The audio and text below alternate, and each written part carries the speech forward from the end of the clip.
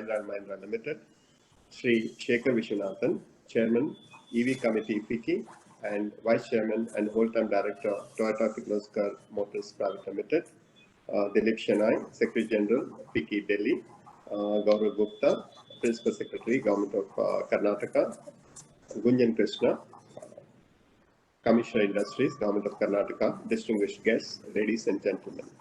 It gives me great pleasure to welcome you all to this Electric Mobility Conference 2020, the Spark Revolution in India, which is being organized by FICCI Karnataka State Council today. World over, disruptive technologies are making waves of transition from conventional technologies to advanced and convenient technologies. Is one of the welcome features of the modern day life. We find everyday challenges, but technology comes with solutions and it helps us to resolve the challenges. Pivoting is not the end of the disruption process, but the beginning of the next leg of our journey. The real challenge is for us, each one of us, to determine where we feel we can make the most impact. EV technology is going to be one of the most impactful technologies of the future. Smart mobility and electrification are reshaping the future of mobility and accelerating the transition to e-mobility. Electric vehicle sales keep increasing. Now more than 1 million units have been sold globally, one of the fastest growing segments of the automotive market. While geographic discrepancies are high, the trend is accelerating further and sales are likely to rise in the coming years. The rollout of EV charging infrastructure is critical for EVs to be adopted on a large scale.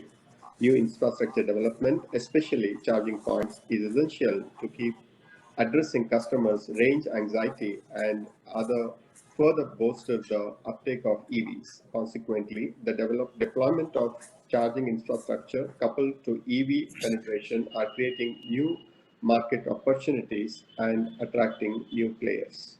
Indeed, business models and development scenarios are constantly reshaped, making it uneasy to forecast financial returns and economic benefits for the market players.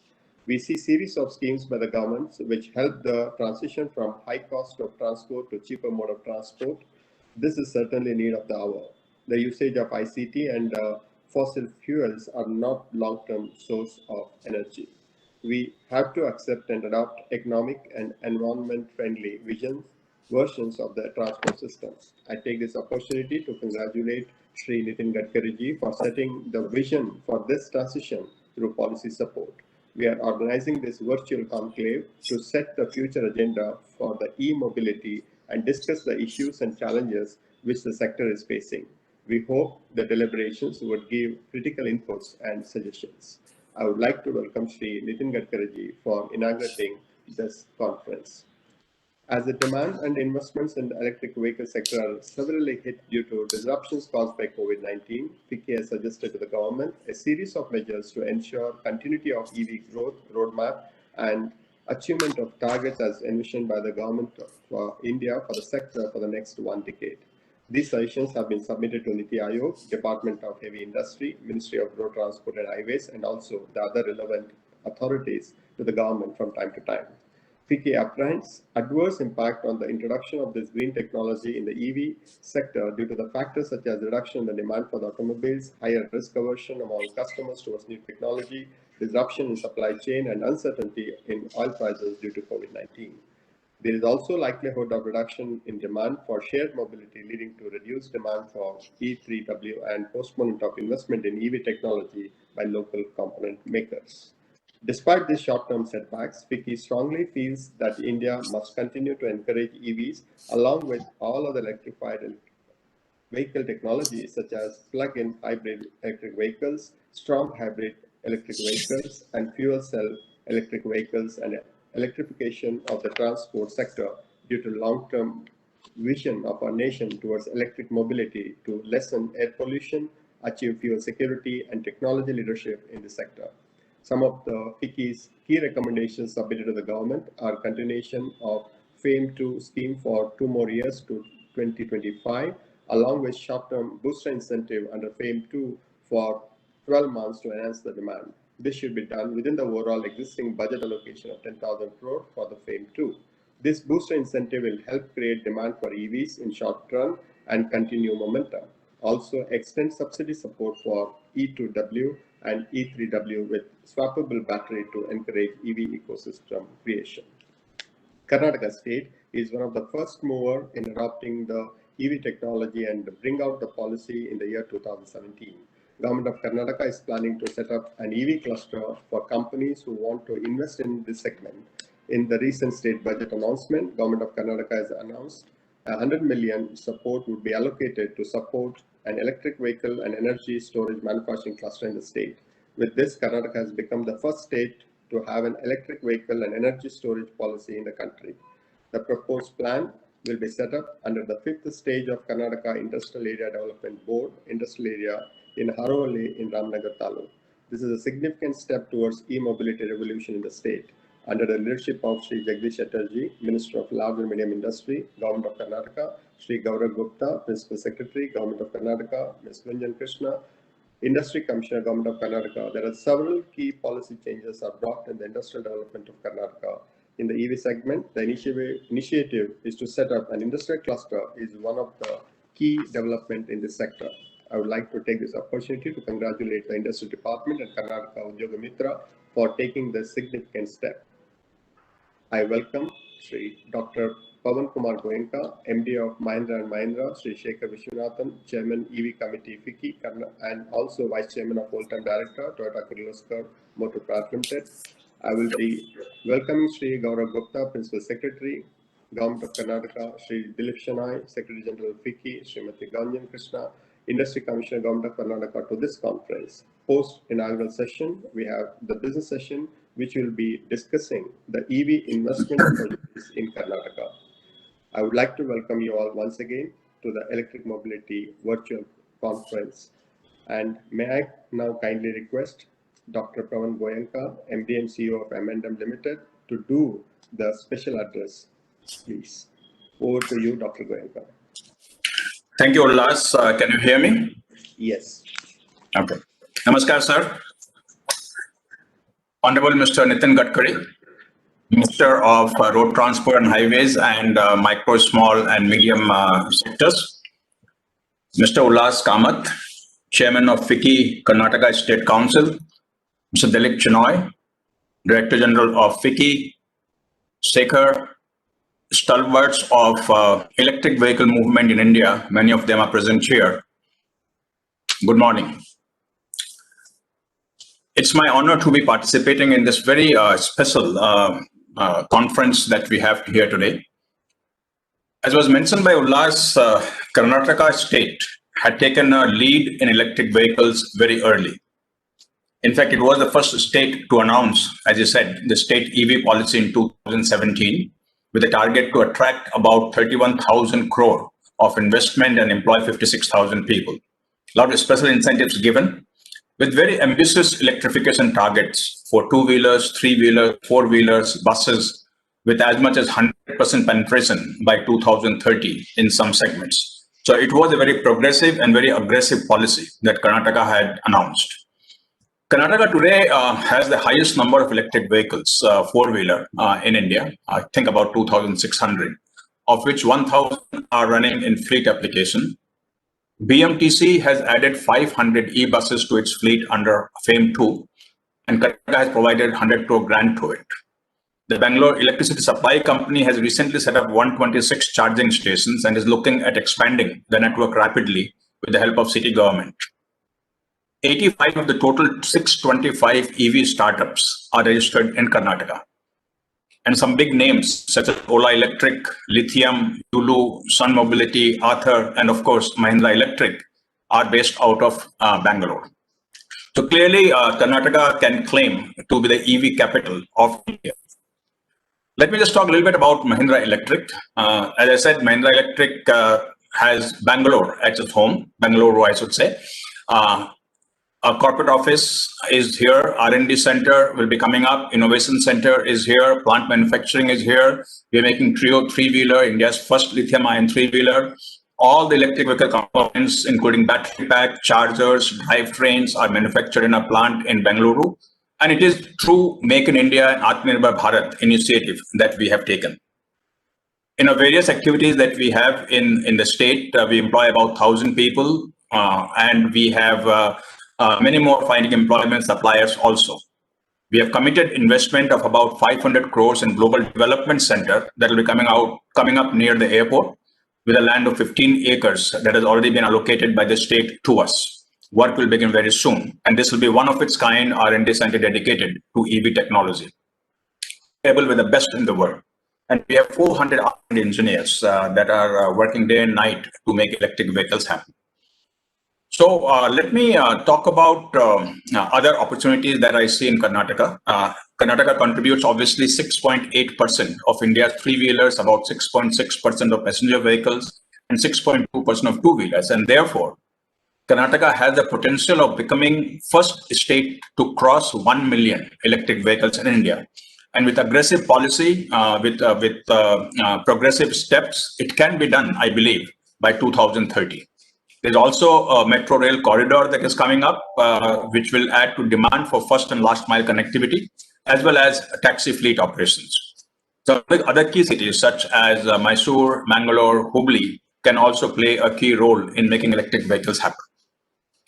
Let me move on from Karnataka to the electric vehicle movement in India. I must say that India is lagging other progressive nations in adaptation of electric vehicles. Several European countries, USA, China, Korea, are way ahead of us. Government of India has been putting a thrust on EVs for over 3 years now, and our minister has played a key role in that. But it has not yet yielded the desired results that the government of India had hoped for, and those who are in the EV sector had hoped for. I would like to say that the lower GST, the FAME incentives, and the state incentives that are coming from various states such as Karnataka, these government has done its task. We can keep asking for more, but I think government has done quite a bit. Onus now is on the manufacturers, on the service providers, and the end users to help adaptation of EVs. The first question is, what needs to be done by each stakeholder? I believe the manufacturers, such as us, have to invest in technology, product, and capacity. As of now, the product offerings are very limited, and except at the very low end, the products are far too expensive. Electric vehicle space is very hot globally. All global OEMs are investing a lot in EVs, but in India, they seem to be in a wait and watch mode. It is important that we use India's frugal approach to make EVs affordable. As far as service providers are concerned, it is time for the ride-hailing companies and the fleet operators to jump on the EV bandwagon. Yes, electric vehicle four-wheelers are still slightly more expensive on a cost per kilometer basis, but with little increase in volume, they will come on par in no time. And for the end users, I think everyone understands the benefit to the air quality by use of EVs, and we have probably seen more of that during the lockdown period. And the consumers therefore need to be willing to pay a slight premium for the use of electric vehicles. As far as government is concerned, as I said already, that a lot has been done. Little more push may be required to get into a virtuous cycle of electric vehicle growth. For example, can EVs be given priority sector lending status, at least for the commercial application? Can there be a preferred power tariff that will reduce the operating cost for electric vehicles? Perhaps some of these things are just the last thing that is required to push EVs forward and make these happen. Let me talk about sectors or the subsectors. I've said this in the past that India's biggest need is to improve the air quality in our cities.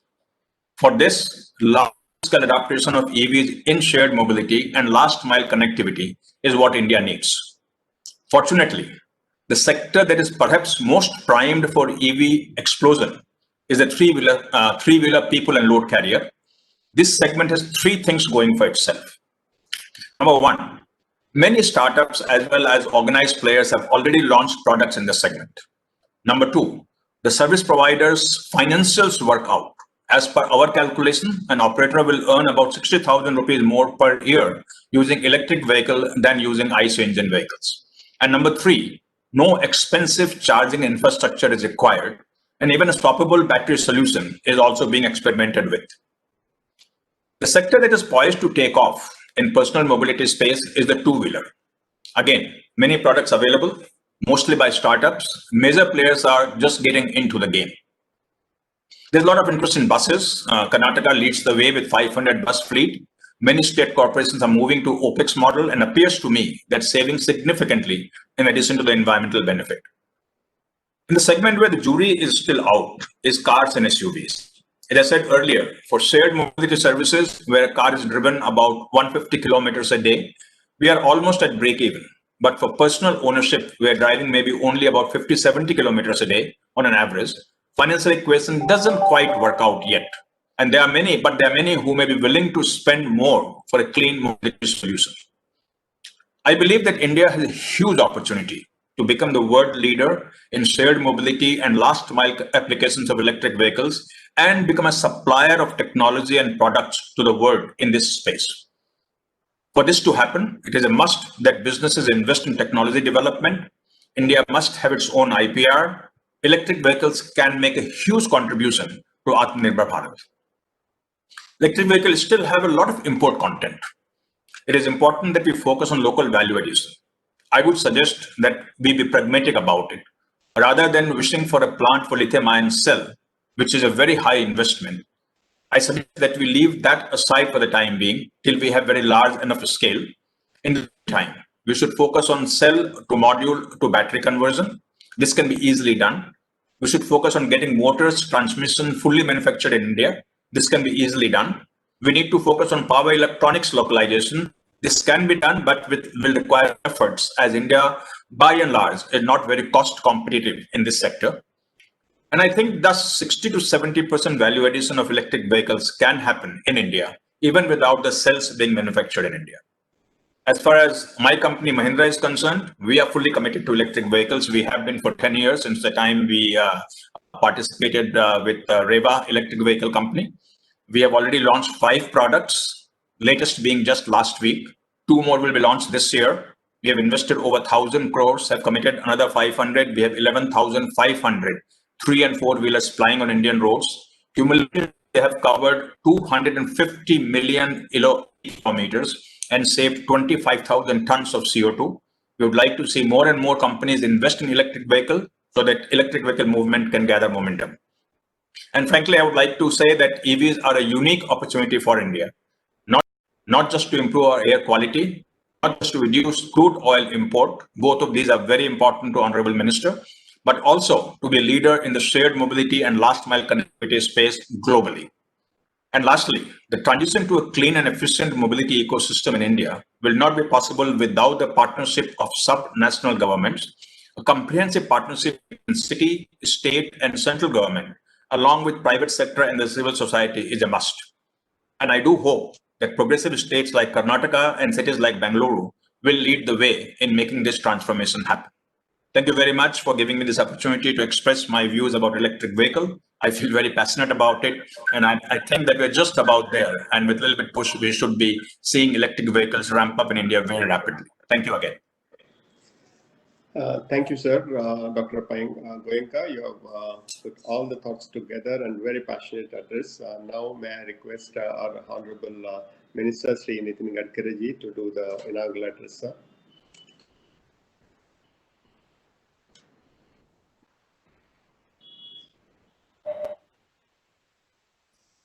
Respectable Sri Ullas Kamath, Chairman of FICCI, Karnataka State Council. My friend Dr. Pawan Goenka, MD Mahindra & Mahindra Limited. Sri Shekhar Vishwanathan, Chairman of EV Committee, FICCI, and Director of Toyota Kirloskar Motor Private Limited. All dignitaries and dear friends. It gives me great pleasure to address this virtual conference on electric mobility, as the e-mobility is going to be the future mode of economic transport with greater efficiency and less impact on environment. Exactly in the present situation, the import of petroleum crude oil is a big economic problem for the country. And the other $1 million problem is air pollution. These are the 2 major concerns where we are facing a lot of problems. So with an integrated approach, we need to find out the way out and solutions for all these problems. Transport sector consumes 18% of total energy demand in India, and 70% of this energy demand is fulfilling through imported crude oil, which is putting heavy financial burden on Indian economy. In addition, transport sector contributes to about 23% of carbon dioxide emissions globally, and about 18% of carbon dioxide emission come from the road transport sector. In India, road transport contributes to 90% of carbon dioxide emission among all other transport modes. Growing population and economic activities results into increase in number of vehicles in Indian roads. We are making green highway, 22 new green express highway. 2 days before I have a meeting with the Prime Minister, I invited him for starting of the road construction between Bangalore to Chennai, new green express highway, where now we are out of 10 packages, we are in position to award 2 packages. And we will complete this new green express highway between Chennai to Bangalore within 3 years. So naturally, we are making 22 green express highway. So Pawan will be happy that by constructing more roads, we are creating more opportunity for manufacturers to manufacture more vehicle in the country. It is a good thing. It's a good business for the automobile industry. But at the same time, we need to think on the line of air pollution also. So this is also a crucial issue. So in 2019, only there were almost 3 million new car registrations, putting heavy burden on consumption of petrol, diesel, and creating hazardous air pollution. And that is the reason that we have taken a decision to move to emission norms Euro 6. And that is the reason that we are very much concerned about this air pollution.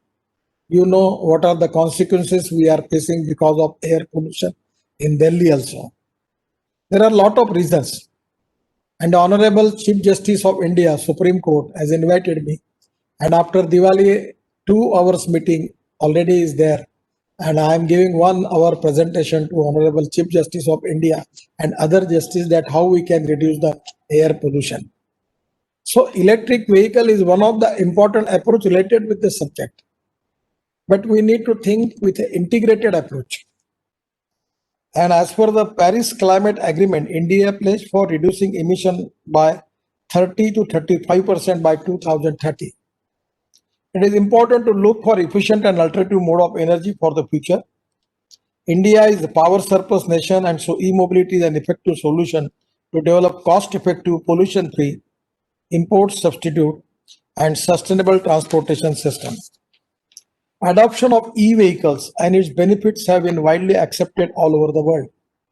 Several countries, including India, and automobile companies are doing innovations and working hard to improve electric vehicle batteries, charging infrastructure, and driving range, and making whole ecosystem affordable for consumers. When the number will be increased 100%, the cost will be economically very, very effective. For the initial time, I just give you example of mobile phone. When it start, I remember at that time when I was in Mumbai in 97, 98, Ericsson was the telephone, the mobile phone model. And actually the cost was very high. But today it is very, very cost is reasonable. When we make more numbers, we are going to reduce the cost somewhere. We need to start, and 100% if we, government is also giving lot of facility, concession on GST, giving subsidy. I feel that now it is economically viable for the manufacturer to manufacture e-vehicle, and by increasing number, 100% they will get economic viability. For first time, for some days, it is the time for them that they have to reduce the cost. But presently they are not in mood to reduce the cost, and that is the reason that we are not getting the good sale. For the starting purpose, there may be some losses for some years, but after that it is going to be a very great benefit to the manufacturer. So I will request all the manufacturer as a marketing strategy You have to reduce the cost. Without that, you cannot get the number. And without number, you cannot get the economic viability. This is one of the problems where I will request you to find out the solution for that. India has to create adequate infrastructure with adoption of efficient technology. The charging technologies are very important. Lot of charging technology are available. Now I'm only giving you example in my own house. Just some days before I launched one SUV car of one company. I like that and I purchased it. Then my son has already taken 10 cars, e-vehicles, SUVs on a rental basis, giving it to he was telling me that how far his saving is as far as the petrol and diesel cars are concerned. And now we on a rental basis for 5 years, his company, he has taken 10 cars, SUVs, good SUVs, electric SUVs. So there's with a different type of system, you can find out the solution by which either it is in lease finance or on rental basis or different type of modes, you can increase the sale.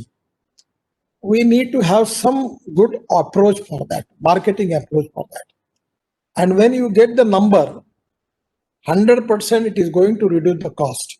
It is going to increase your profit margin. Somewhere we need to think on that line.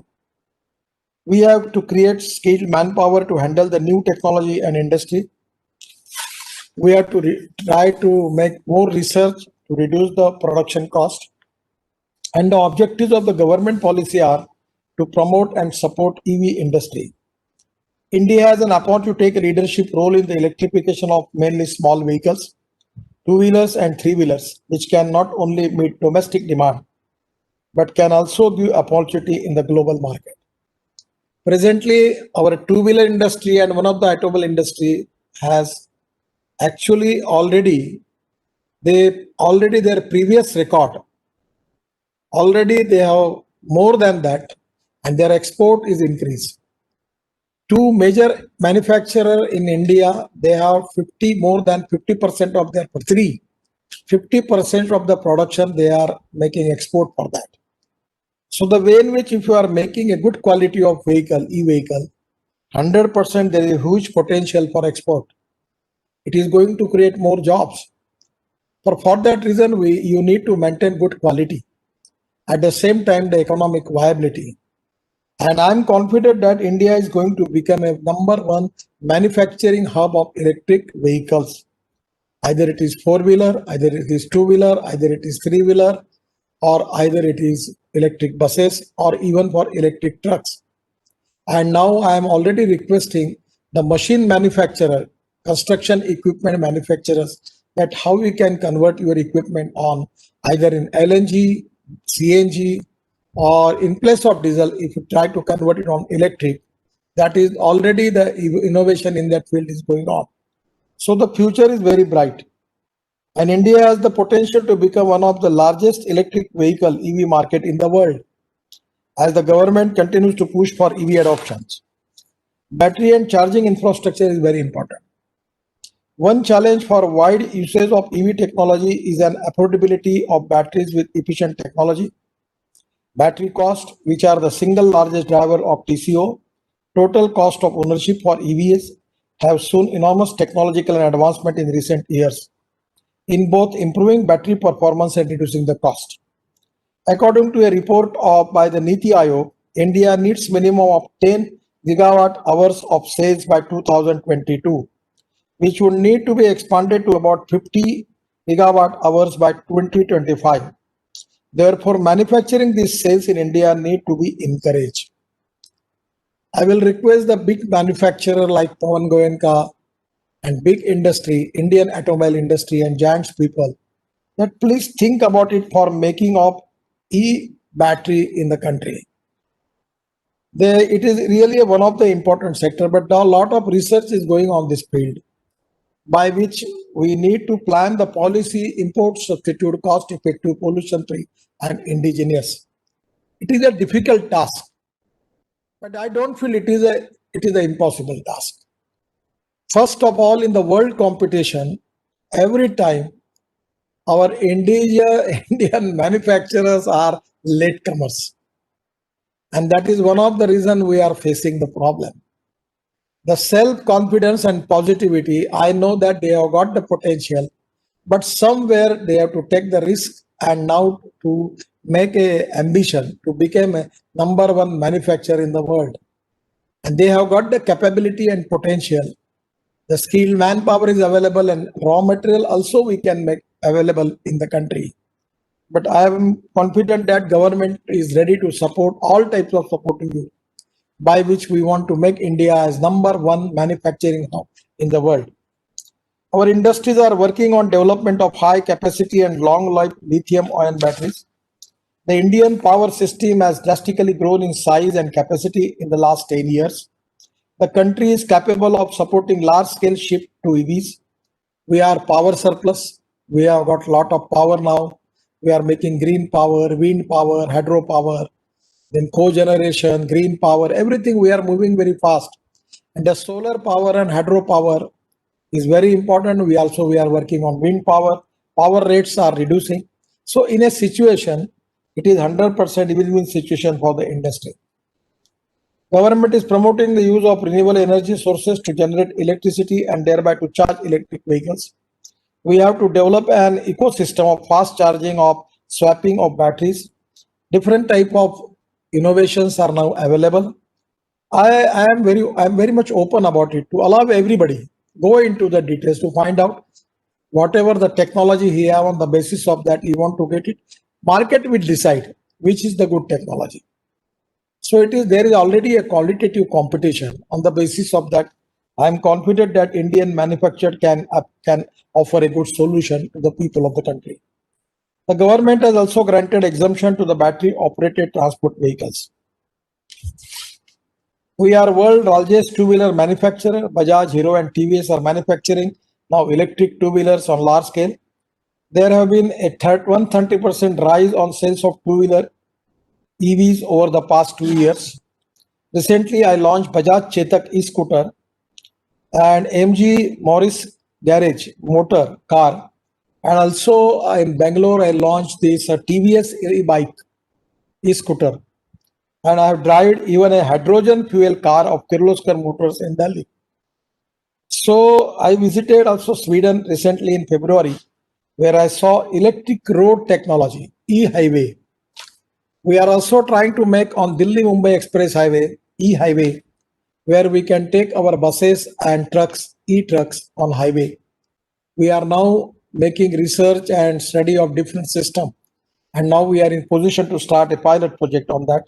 And Delhi-Mumbai corridor will become a lifeline of India 23-24, and we are planning to install electric roads. I also approved now road train buses, multiple coaches like in USA and Australia. In New Motor Vehicle Act, I invite the industry and entrepreneurs to launch road train buses in India. This is very important.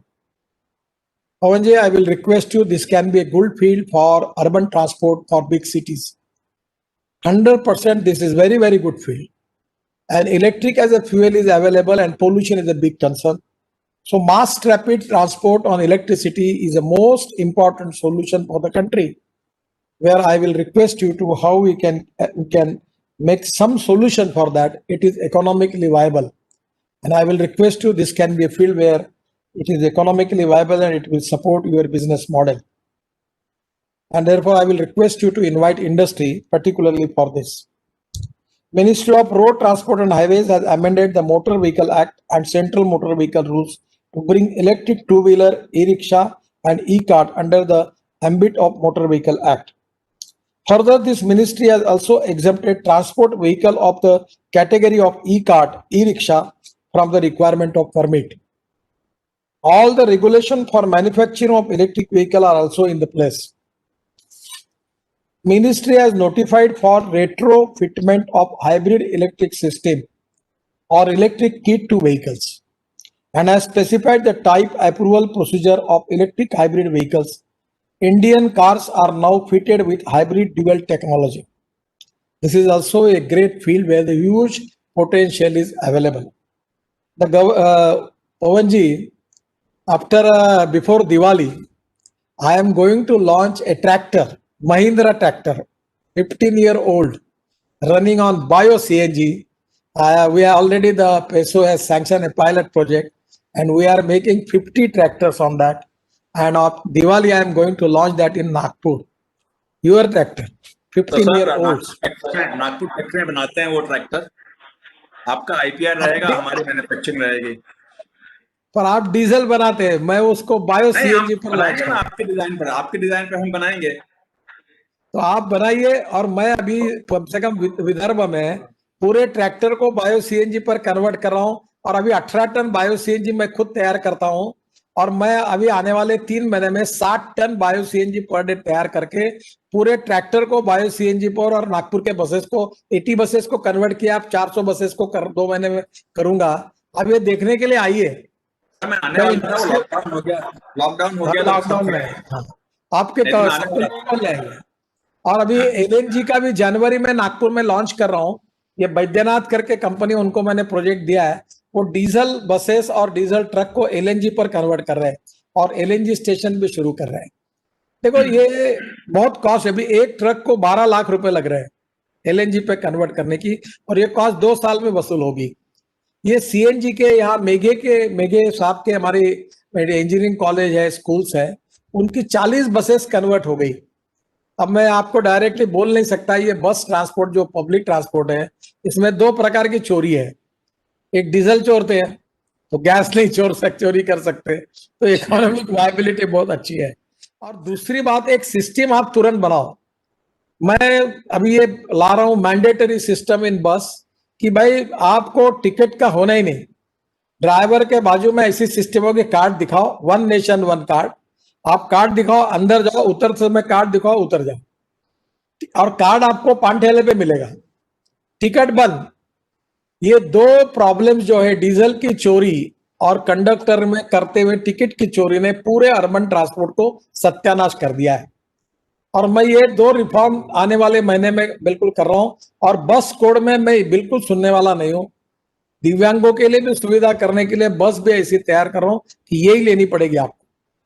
थोड़ा सा इसमें कोई नुकसान नहीं है, इसमें demand बढ़ेगी और इसका फायदा होगा। आप मुझे इंडस्ट्री से बायो सीएनजी ट्रैक्टर की हम बात करते हैं, वो बिल्कुल फिजिकल है। आप जो लॉन्च कर रहे हैं वो हम देखते हैं, अगर फिजिकल हुआ तो हम बनाएंगे अपने प्लांट में। मुझे तो लगता आपने भी, महिंद्रा ने शायद लुधियाना के पास कोई एक प्रोजेक्ट डाला हुआ है, 5 टन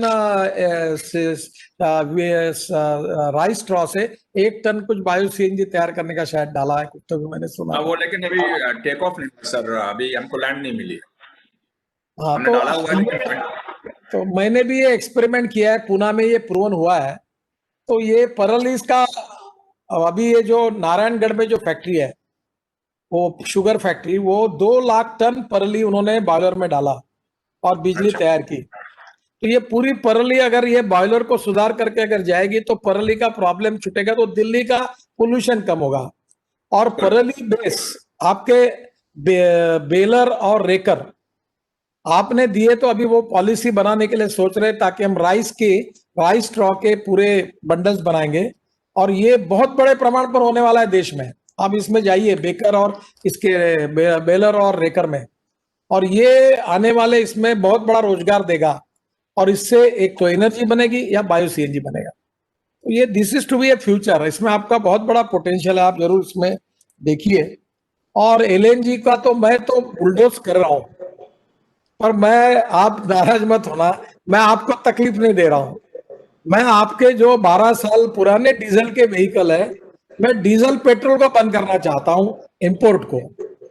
तो आप धीरे धीरे बदलिए, जल्दी नहीं तो ये पुराने लोग जो है इसको कन्वर्ट कर देंगे, तो ये नई जैसे बन जाएंगे, तो नए लोग लेंगे नहीं नई बात।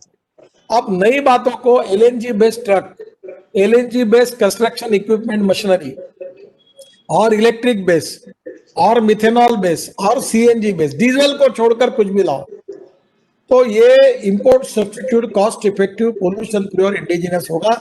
इसका एक्सपोर्ट का मार्केट भी बहुत बड़ा है। मैं बिजनेस नहीं समझता, ना मैं कोई इंडस्ट्री के, मेरा कोई इंटरेस्ट है, पर मैं आपको बता रहा हूँ फ्यूचर में इसमें बहुत पोटेंशियल है। आप इंडियन कंपनी ने इसमें आगे आना चाहिए, इतना ही मैं आपको आग्रह से कहूंगा.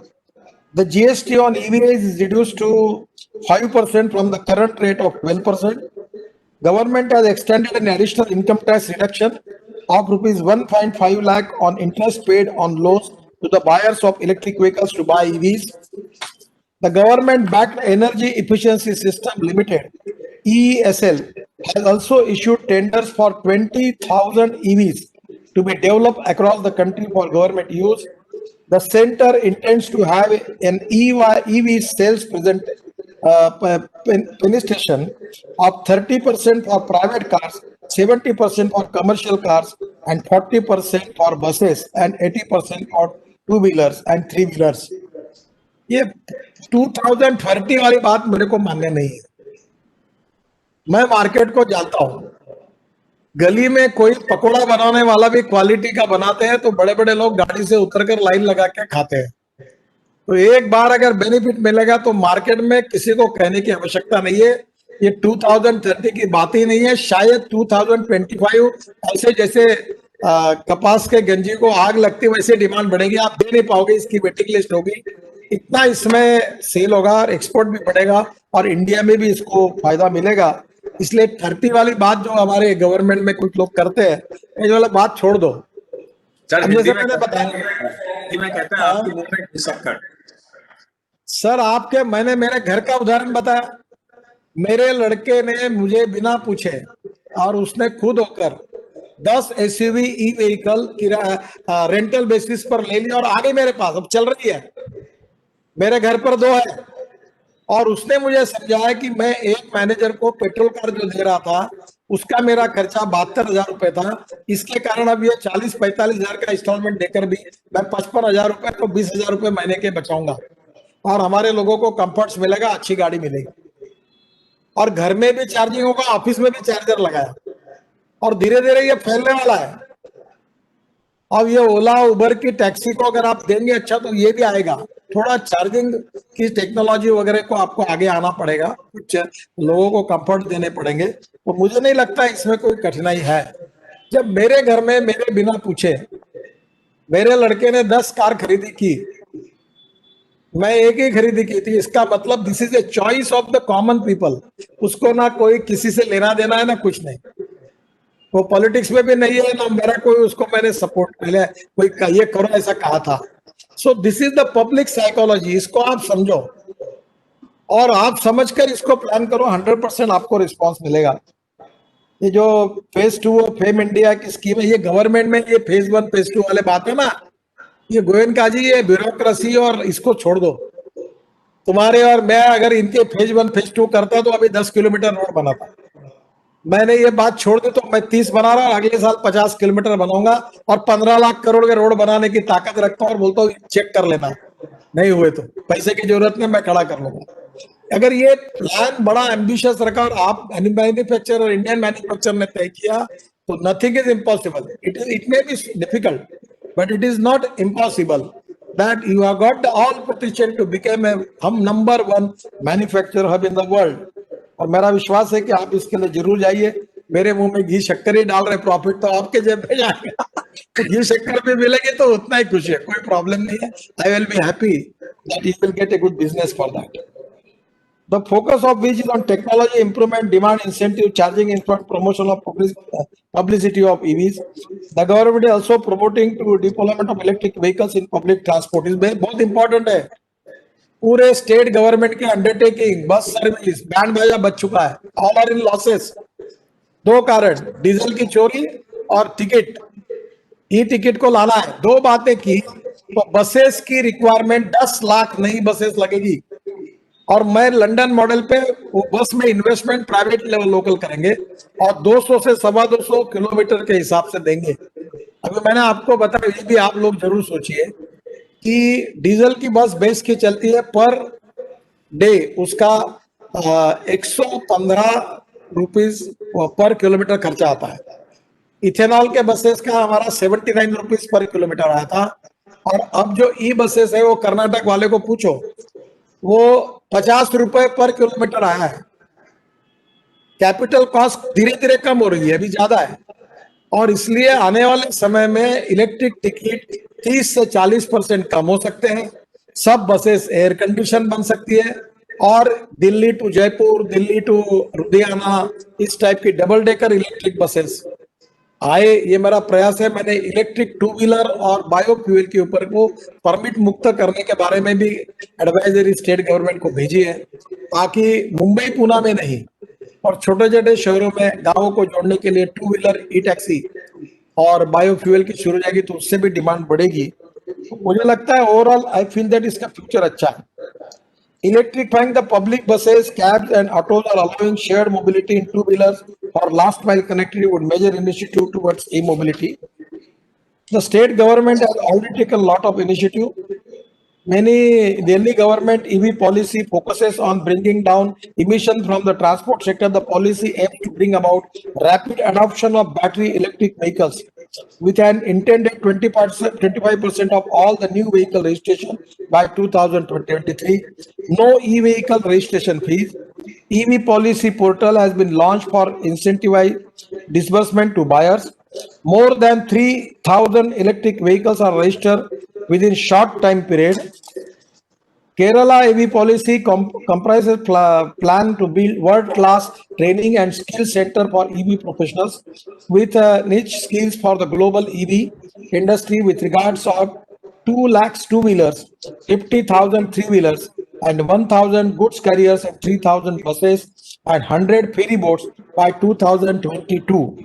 Government proposed to install charging stations at every 50 kilometers, at least 25 stations in each district of the state. The Tamil Nadu EV policy aims to attract INR 500 billion investment in EV manufacturing. The state has created a comprehensive EV ecosystem targeting the creation of 1.5 lakh new jobs. A vehicle tax is exempted on all e-vehicles in Tamil Nadu till end of 2022. Telangana government announced an investment of rupees 2,450 crores for EV manufacturing industry. A government targeted 100% electric buses by 2030. It will create employment for more than 50,000 persons. The Uttar Pradesh EV policy encouraged the use of HEVs and plug-in EVs during the transition phase. The state offers incentives such as capital interest subsidy, infrastructural interest subsidy, industrial quality subsidy, exemption from stamp duty and electric duty, SGST reimbursement, etc. for EV manufacturing units. It has also instituted a single window system in place for all approvals of EV and battery manufacturing units. The government of UP has also just announced a 100% exemption in road tax on the first 1 lakh two-wheelers EVs and 75% exemption on first 1 lakh four-wheelers EVs manufactured in the state. Uttarakhand EV policy aims to promote the adoption of EVs, create a clean Uttarakhand and establish the state as a preferred destination for EV and EV component manufacturing. The policy aims at 100% electrification of public transport, e-buses, shared mobility including e-bike, taxis and good transport using electric 2W, 3W and 4W and other mini goods transport vehicles in 5 priority cities by 2030. The AP government is going to establishment 400 charging stations across the state in first phase. Battery prices are expected to fall more than 30% from 2018 to 2025. BIS research states that India's EV ecosystem will grow at a CAGR of 43.13% between 2019 to 2030. The battery market, meanwhile, will grow at 60.15% CAGR.